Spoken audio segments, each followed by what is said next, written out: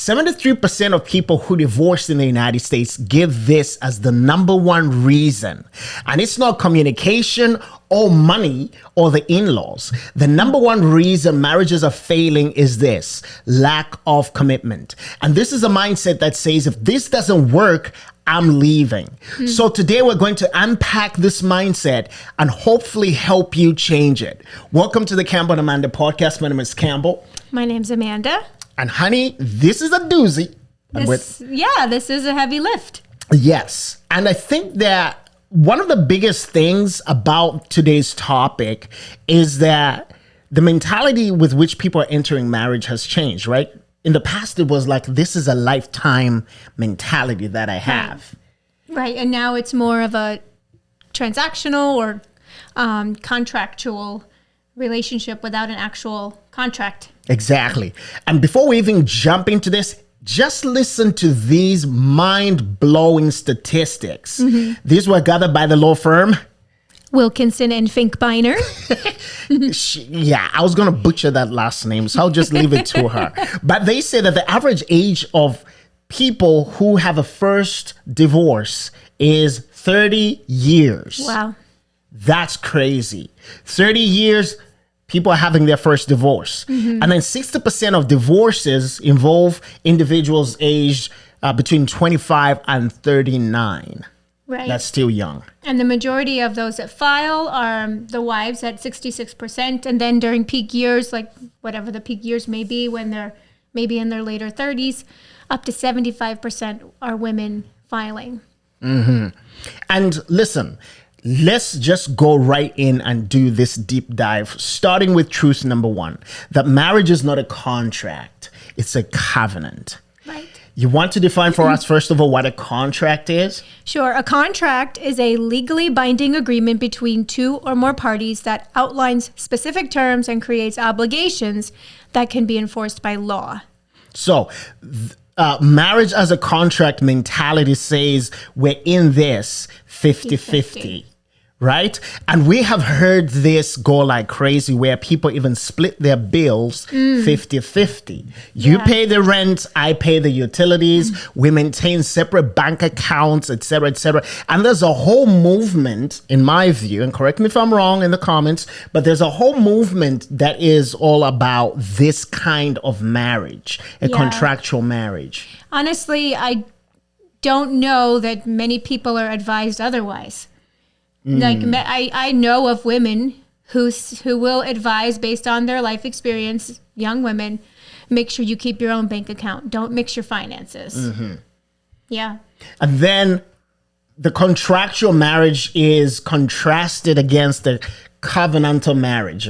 So marriage as a covenant is a sacred, lifelong agreement built on mutual commitment, not convenience. It's sacred. Sacred. It's a lifelong agreement. And it's, again, built on mutual commitment. Together you are committing to each other equally. Equally. So if the difference is this, and the way I like putting it is this: in a contract, it's 50-50. In a covenant, you're saying, I'm bringing 100% and joining it to your 100%. And even if sometimes you may only be able to give 50, I will always bring my 100. Yeah, I'll always endeavor to bring my 100%. Exactly. And marriage, because marriage was never designed to be something you just try. Yeah. Like a new outfit, right? Let me try this on and feel how it feels, and maybe then I'll continue.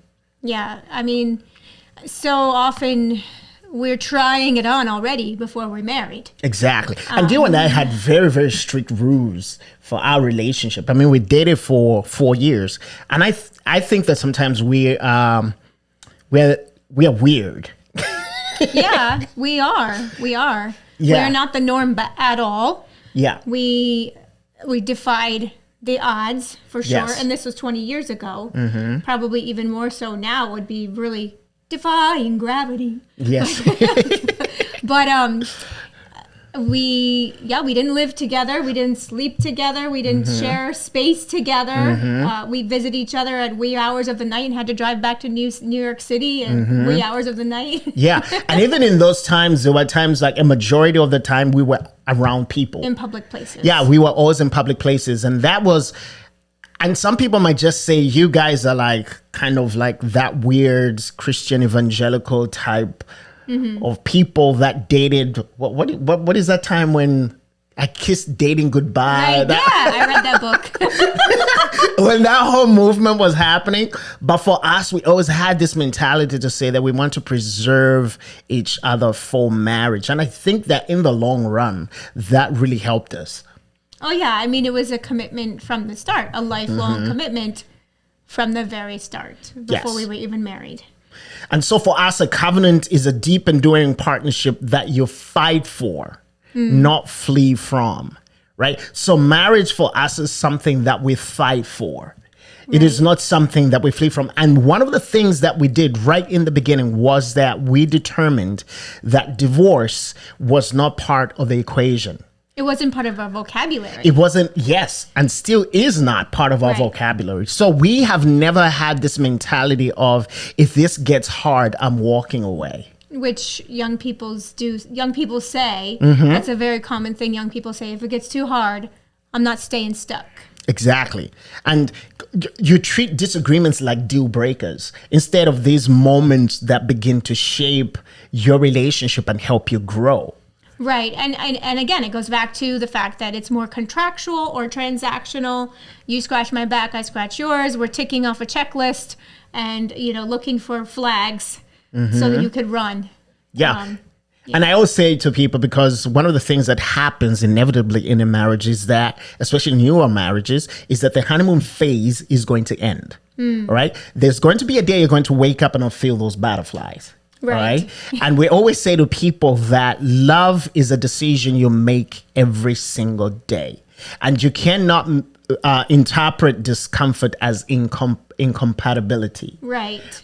Just because I do not feel it today does not mean we are incompatible.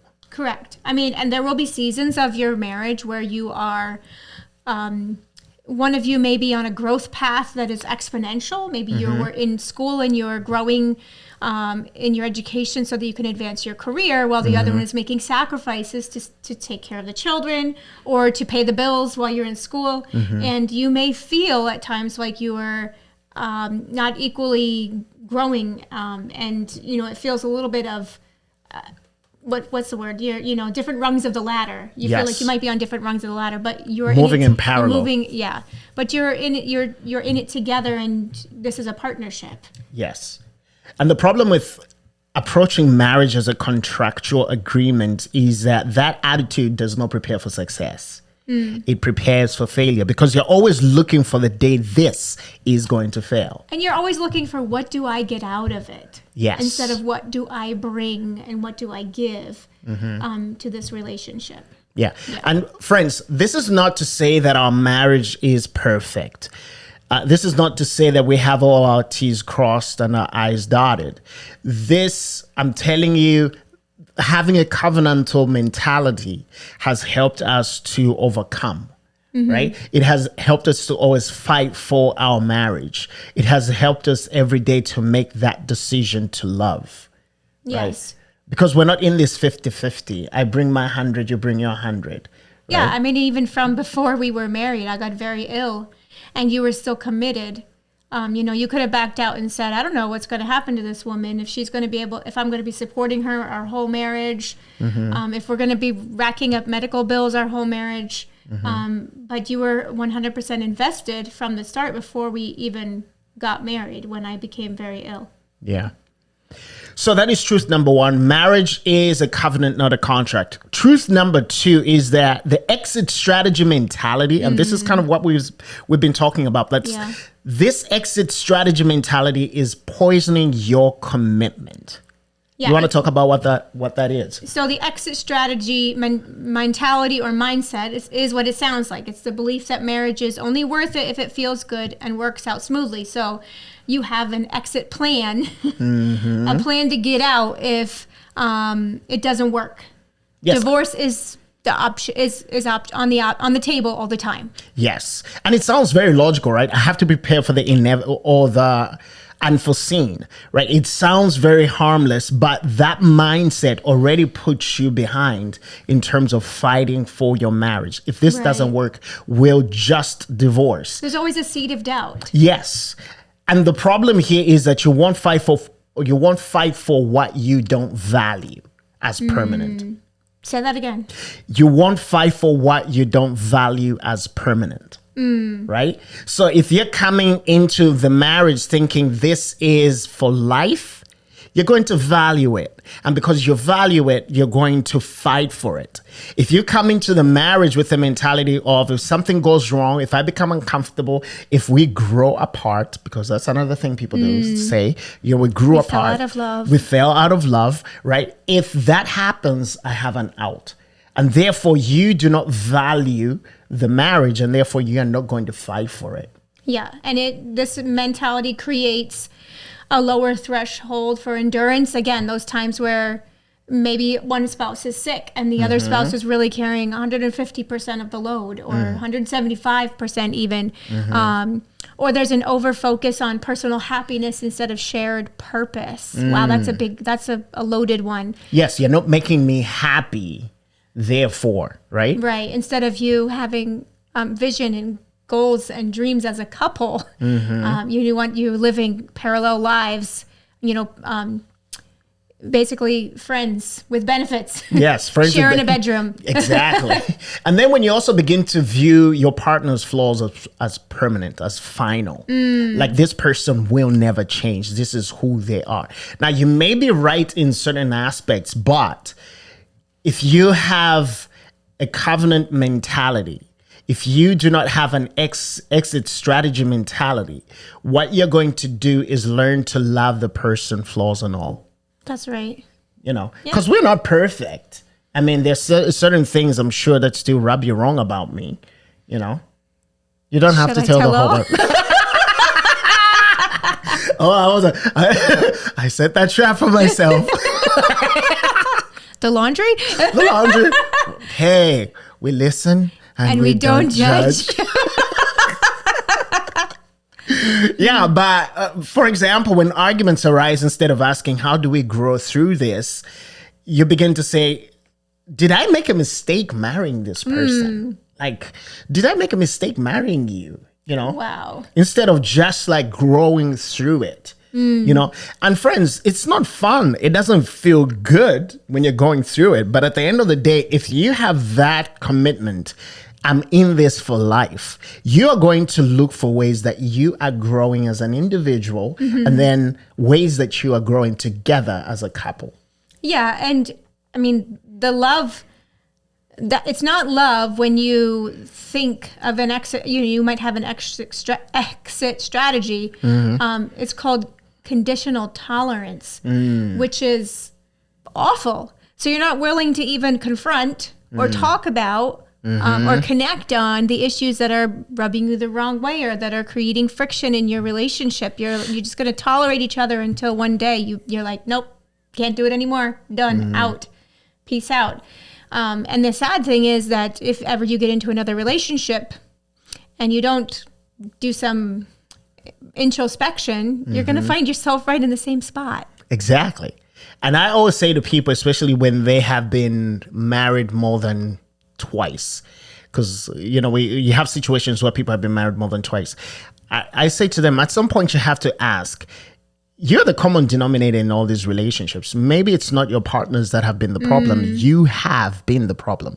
So how are you approaching this marriage? Are you coming with an exit strategy mentality? Because we've heard from experience counseling people that first divorce makes the second and third and fourth easier. Right? Like I walked out once. Yes, I'll go through the pain of whatever, but it's going to pass and I'm going to try out somebody else. Right. So truth number one, marriage is a covenant, not a contract. Truth number two, don't have an exit strategy mentality when you come to marriage. Truth number three is that marriage requires a decision before the difficulty. Right? Yeah. You have to go in already having decided to be in this for life. Yeah. You have to, that is the mentality. And we encourage young people or whoever we are counseling to get married. That is the mentality you need to work on. Before you say, I do, make sure that you have made peace with the fact that I'm here no matter what. Mm-hmm. And to do this, really, there are 3 mindset shifts that you have to make. Mindset shift number 1 is that decide up front that divorce is not plan A. Yeah. Joe and I talked about this. Yeah, we Go did. ahead. If divorce is your backup plan, it's going to be your easiest option always. Mm-hmm. Commitment is proven by your wedding vows. It's proven by your response to conflict, boredom, disappointment. It's proven when you are showing that no matter what, you are showing up. Yes. And that's the thing too. Like, yeah, wedding vows are great. Make the vows, mean them. Yeah. Okay. But true commitment is going to be tested, proven when you have those fights, when you have those conflicts, when all of a sudden the spark in the marriage is gone, the spontaneity may no longer be there, or disappointment comes in. And maybe in the back of your mind, you begin to say to yourself, did I make the right decision? Right? That is when commitment is really tested, right? Because now you're dealing with life as reality, not some theoretical thing that you had dreamt up when you were in courtship. Yes, exactly. And I mean, we can go back to this, the vacuum theory. It's got a name. Theoretical thing you dreamed up when we were in courtship. Yes. You can have your idea or your vision or your 5-year plan for what your life will look like. But, what happens if you have children, early on in your marriage, and that changes your freedom and flexibility to come and go whenever you please? Or what happens if children don't come for many years? That changes your 5-year plan, your 10-year plan as well. So like being able to regroup and still remain committed to each other because you've predetermined ahead of time that's what you would do is an important part of changing your mindset around this. Exactly. So mindset shift number 1, decide up front that divorce is not plan A. Mindset shift number 2 is expect hard seasons, not just happy ones. Okay? Yeah. Make sure you prepare for that. Expect hard seasons. You don't know when they're going to come, but we can promise you they will come, because no relationship is immune to challenge. Saying marriage is hard is a negative. That is actually a sign of maturity. Yeah. That is just fact. I think that sometimes in marriages, all people know is hard. And then when they get to be able to enjoy happy times, they kind of don't know what to do with themselves. Speaking from experience, when you're always having to press on to do the next thing to grow, to get to the next place of financial freedom, or the next place in your marriage where if it was difficult for you to conceive and have a child, you're always pressing on, you're pushing through, you're praying through your victories, and sometimes when it gets to a place where you're kind of in green pastures, you haven't also prepared yourself for that too. For the happy season. Yeah. Yeah. But mature couples prepare for the storms instead of being surprised by them. True. Right? So if you go in with the mentality of understanding that, yes, this may be blissful right now, butterflies flying all over the place, and I wake up feeling like you make my world go round and whatever. Rainbows and lollipops. Yeah. Like that makes you feel great. Just prepare for hard seasons because they're going to come. And it's amazing to me that when you just have in the back of your mind that a hard season will come at some point, that helps you go through that season much easier than maybe if it was a surprise to you.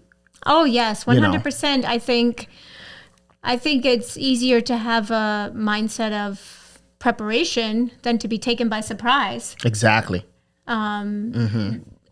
Because if you are already mentally preparing, there are things that you think through. Even if you don't act on them, you're thinking through them example, what if my spouse becomes sick and I have to be the sole breadwinner in the family? Like, how do we manage, different scenarios that could potentially happen? Yeah. You don't have to always have a plan, a 20-page plan, but you just have been thinking about it at least. And even talking to each other about it so that you can have a plan together. Yeah.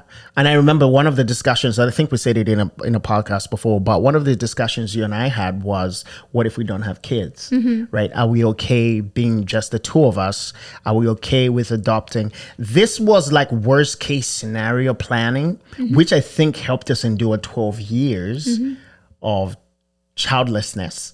Right? And dealing with whatever else life dealt us, right? Because we had that mentality. So for example, for me, when I was coming into the marriage and you were already battling, because you became very, very sick, lost a ton of weight in months. And then we were together for a couple of years before we got married. And, worst case scenario, Am I willing to be in this relationship and nurse my wife? Like, what would that take? And I was making that decision. When I said I do, it was a very conscious decision on my part, knowing that this was a storm I was embracing and coming into this marriage for life, Yeah, and if people were to advise you, they would probably say walk away. She'll just hold you back. It'll keep you from achieving your dreams and accomplishing what you're meant to accomplish in life. Yeah. But life is not about living in an island. We talk about this, like we're not an island, and growth and happiness is enjoyed, not in isolation, but together with others. Yeah, in community. And we are each other's first community. Yeah. So we enjoy the good and the bad together. Exactly. Yeah. So that mindset shift, number 2, is super important. And then the last mindset shift we advocate is that choose growth over escape. Don't ask if you married the right person, because this is a question you must have thought through and answered before you say I do. I'm just saying.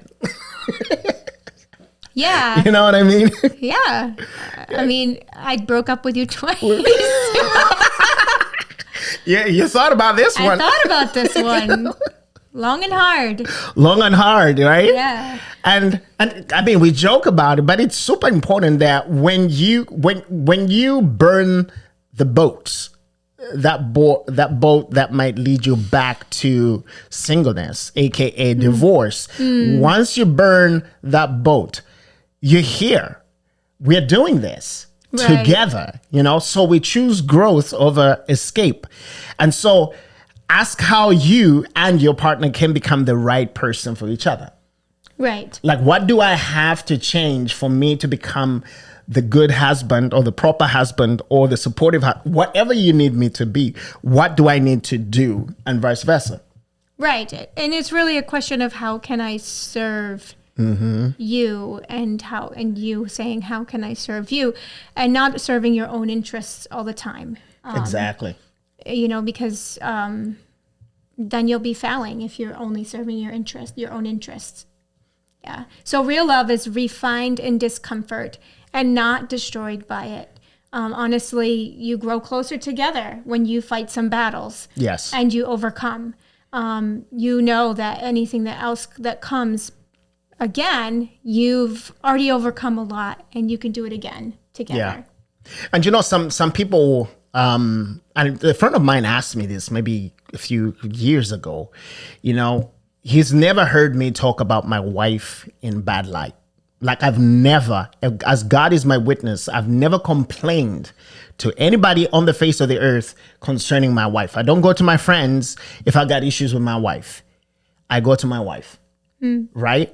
I go to her because she is my best friend. She is my partner. I'm doing life with her till death do us part. So I have no reason whatsoever. And she's never given me a reason. I hope I've never given you a reason for you to go and talk about me behind my back. No, the only time that I talk about you is to mom and pop. Oh, yeah. With you, in front of you. That's true. When she brings me up in front of mom and pop, gets in Tana, then I know, I'm in trouble. So, that's the only time. But, and people like, and some people wonder and just like, why don't you talk ill about your wife? First of all, I have nothing bad to say. One. Number two, if something is bothering me that much, I better have talked to her about it. We better have worked through it, because again, it's about growth. It's not about escape. It's about how can we make each other better? How can I grow in this relationship, and how can she grow? Right, because the tolerance approach will eventually turn to bitterness and anger and Yes. frustration. Yeah. And you have to know that it's going to go there, and that will lead to an exit strategy. And right there, you've given seed for divorce right there in your marriage if you do not confront whatever the issues are. Exactly.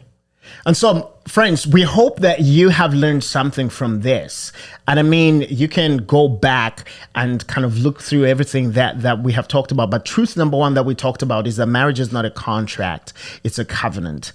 Truth number two, we talked about the exit strategy mentality poisoning your commitment. And then truth number three being that marriage requires a decision before the difficulty. And we talked specifically about 3 mindset shifts that you need to make. First of all, decide up front that divorce is not plan A. Yeah. Okay. Mindset shift number 2, expect hard seasons, not just happy ones. Prepare for the bad stuff. Okay. Then mindset shift number 3 is choose growth over escape. Burn that boat of divorce. Yeah. Okay. And commit to each other. This is what commitment looks like. And 73% of people saying that they're divorcing because of lack of commitment, I'm willing to bet that it's because they had one of these mentalities. They had an exit mentality. They had a contractual view of marriage, right? And they came to the marriage, not expecting hard decisions and seasons, right? They did not make that decision before the difficulty. And therefore, it made divorce and parting ways very, very simple. Yeah. I mean, painful Painful. still, but painfully an easier simple, choice right? to make. Yes. And so here's our final takeaway, that marriage isn't failing because love is broken. It's failing because commitment has been redefined. So if you enter marriage with a mindset of, if this doesn't work, I'll leave, you will never discover what's possible when 2 people stay, right? And we want you to comment below in the comment section. What mindset do you think is most important before you say, I do? Before you say those words to your partner as you enter this covenant called marriage, what is important? Okay? Do you have any last words for our people before we go? You will never know all of what will happen in your life. And so there will always be uncertainty. So if you're worried that you're not sure, you're never going to answer all those questions before you get married. But you can answer the one question: will you be committed? Will you decide to love and to be in a covenantal relationship? Will you decide to stay in it for the long haul? So uncertainty will be there. That's the only given. But together, will come out of that uncertainty much stronger if you do it together. If you do it together. And listen, in the previous podcast, we talked about manipulation. For example, some people say to us, I don't want to stay in this relationship because my partner is manipulating me. And if you're worried that your partner is manipulating you or taking advantage of you, we want you to watch this next video. Before you exit, you want to make sure that this is something that is not happening in this relationship, and see if it is fixable. So if you want to know if your partner is manipulating you in a relationship, watch this next video. And remember to share, subscribe, and come back here weekly for truth-filled content on relationships. And please, if you have topics that you want us to share, leave them in the comment section as well. All right. Otherwise, God bless you and have a great week. Bye. Bye-bye.